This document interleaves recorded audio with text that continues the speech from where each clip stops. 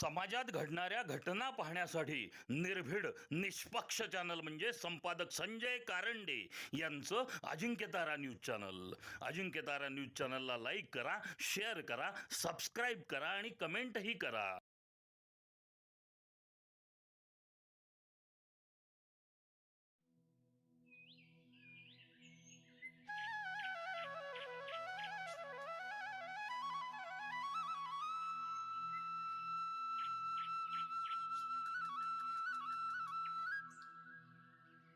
मला माहिती नाही. हेच मटेरियल ह्याच्यात पण फिल करायला लागणार, कारण ज्या वॉल भिंती किती येणार त्या उंचीला जाणार, रस्ता त्या उंचीला जाणार. हे सगळं भरून हे सगळं तोडून काढून मला हा परिसर करून या वॉलला आहे ना, या वॉलपासून 40 फीट डीप हे पाहिजे सगळं. त्याला सुंदर असे बुलेट्स लावून आपण ती सगळं करू व्यवस्थित. कळलं का?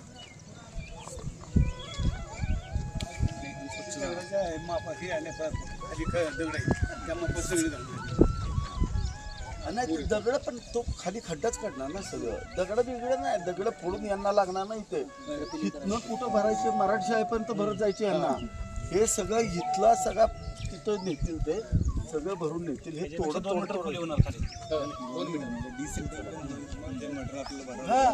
आणि आपलं वॉटर स्टोरेज वाढेल. एकदा हे भरलं ना की गावाला 2-1.5 वर्ष पाण्याची चिंता नाही, एवढं पाणी इथं स्वाट.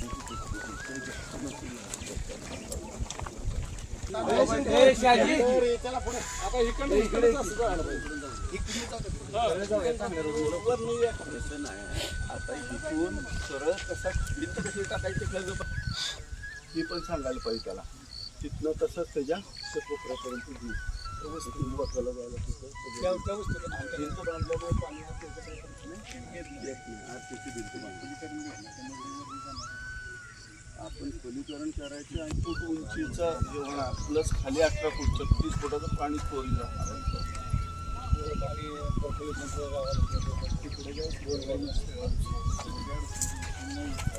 बस इथून फक्त वर कुठं चिटकायचं तू जरा बोराटे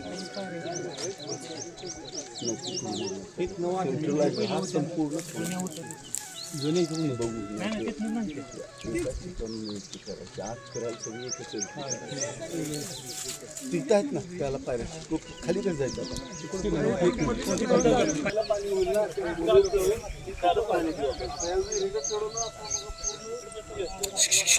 आता याला घासून घेऊ बरोबर तिथून असं तिथं घेऊन आणि करून म्हणजे हे सगळं पडायचं. इथला मोठा दक्षिण होता तो तिथं नाही.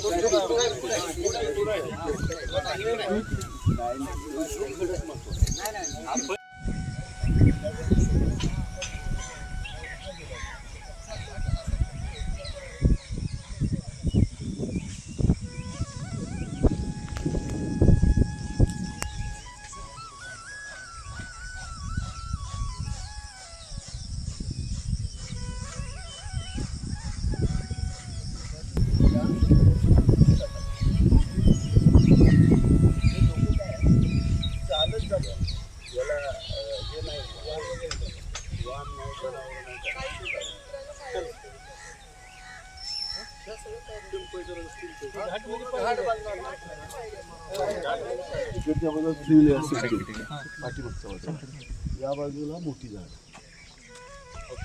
या बाजूला मोठी झाड 15-25 फुटांची ही लाईन सेम. पाठीमागच्या बाजूला बाथरूम प्लेट आणि मध्ये 3.5 मीटरचा वॉकिंगचा रस्ता कॉन्क्रीटचा थ्रो. इकडे 3.5 मीटर, इकडे 3.5 मीटर. बरोबर. आपला जो ब्रिज आहे इथून रस्ता येतो तो इथून इथं असा घाट खाली, इथं देऊळ आहे वर, इथं हिमाडपंथी देऊळ आहे. इथं हा भिंत बांधून व्यवस्थित करायचा असा आणि त्याला असे टप्पे टप्पे टप्पे करत त्याला घाट घालायचं. तिथं आता रस्ता नाही झाला, इकडे बसायला सुंदर वाटतं. हा पूर्ण बसायचा गणपती. म्हणजे मला वाटतं किमान 35-30 पायऱ्या येतील दगडी, लक्षात घ्या. त्या लेवल उंच आहे वर बघा, ती लेवल दिसते का ते. त्या खालच्या कोपऱ्यात गणपतीचं जागृत गणपती आहे तिकडे, तर ते एक आपल्याला तो बांधून आणि ते सगळं करत यायचं. पुन्हा काही पैसे पिंपळेश्वराला आपल्याला 3-4 कोटी देऊन ते करायचं. हेबाडपट्टी देऊळ आहे, त्याला आपण दगडाचं काम करणाऱ्याला बनवून ते वरचं सगळं काढून त्याला रिस्टोरेशन करून ते आहे असं ठेवून अजून काय दगडं लावून जे तुटलं आहे ते नवीन करून व्यवस्थित करायचं, पण दगडीच ठेवायचं. हे एक आणि पलीकडे काय 2 आहेत ना, 2 आता साधारणतः व्ह्यू लक्षात आला. मधला पट्टा हा कम्प्लीट वॉटर स्टोरेज अंटील वरपर्यंत साधारणतः 1.5 किलोमीटर जातं. 1.5 किलोमीटर वॉटर फ्रंट असणारा एकमेव स्पॉट आहे किल्ल्यातला, याच्यामध्ये बोटिंग होईल. दोन्ही बाजूला आणि इकडे बोटिंग. लक्षात आलं का? हा आता तुम्ही इथले स्थानिक आहे ते सगळे बोट एक 5-7 जण बसा.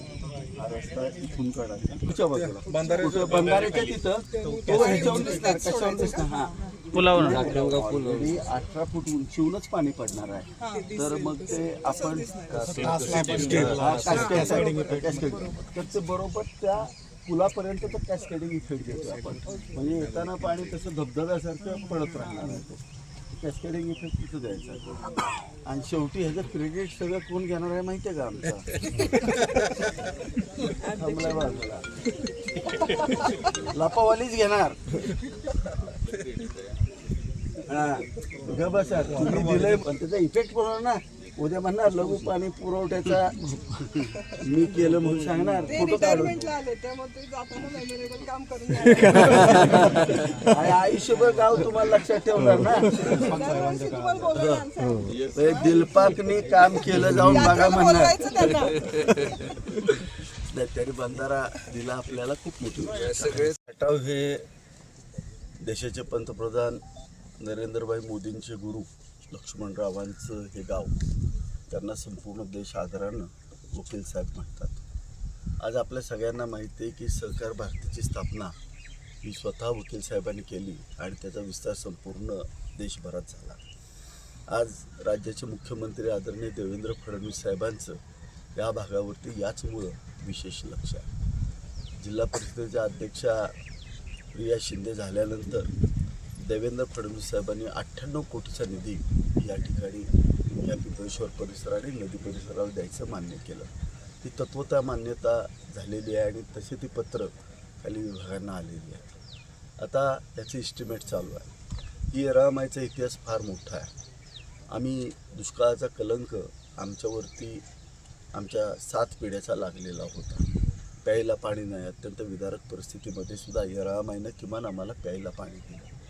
परंतु आता तिचं पुनर्जीवन केलं पाहिजे आणि तिला कधीतरी आपण आज कृष्णामाईला इथं आणून भेटवलं पाहिजे.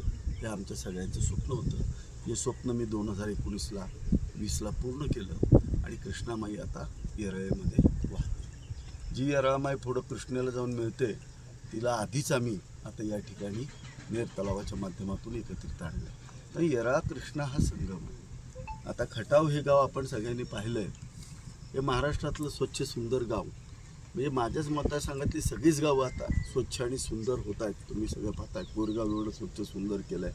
आता खटावी त्यातलं एक स्वच्छ सुंदर गाव हे म्हणून पुढं येतं. खटावचा नदीचा हा प्रकल्प पिंपळेश्वर विकास जो होणार आहे, ज्या ठिकाणी लक्ष्मणरावांनी लहानपणी किंवा खूप मोठ्या मोठ्या तत्ववेत्यांनी या ठिकाणी अभ्यास केला. हा पिंपळेश्वराचा निसर्गरम्य परिसर आहे. त्याला खूप मोठा इतिहास आहे. तुम्ही पाहताय पाठीमागच्या बाजूला या ठिकाणी पांडवनकालीन हेमाडपंथी या ठिकाणी म्हणजे साधारणतः 2003 सालची ही नागनाथाचं मंदिर आहे आणि इतर जी मंदिरं आहेत ती या ठिकाणी आहे. त्याचंही पुनर्जीवन या ठिकाणी होणार आहे.